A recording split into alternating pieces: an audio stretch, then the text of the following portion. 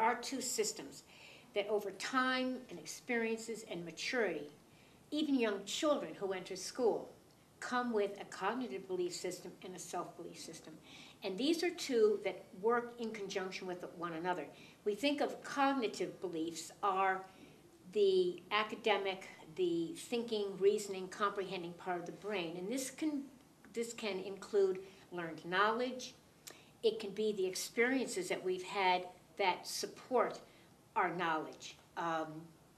It also, with adults, it also includes what we believe is true about our environment, so that adults may come in with certain perceptions or attitudes that arise in the classroom depending on the subject matter.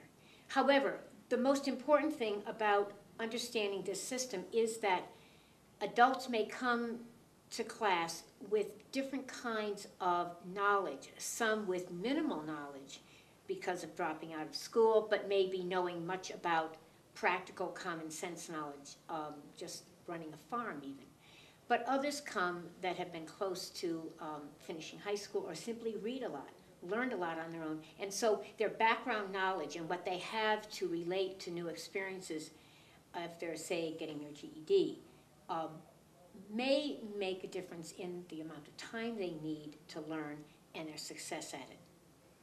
Now, along with that, though, we have what we feel about ourselves. And so anytime any of us, whether it's a student or you or I, coming into a new situation, what we bring with us, yes, is our knowledge, but we also bring with us what we think about ourselves.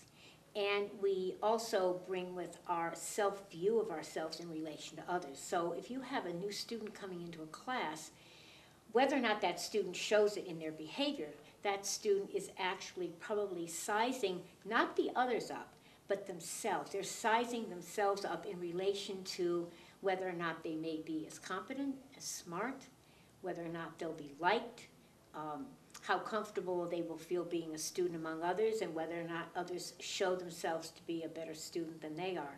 So all of these things are going on. I might say that, of course, for the educator then in that room, it's really important that that student be made to feel comfortable, integrated, maybe having a chance to meet the others. So that comfort zone is really important.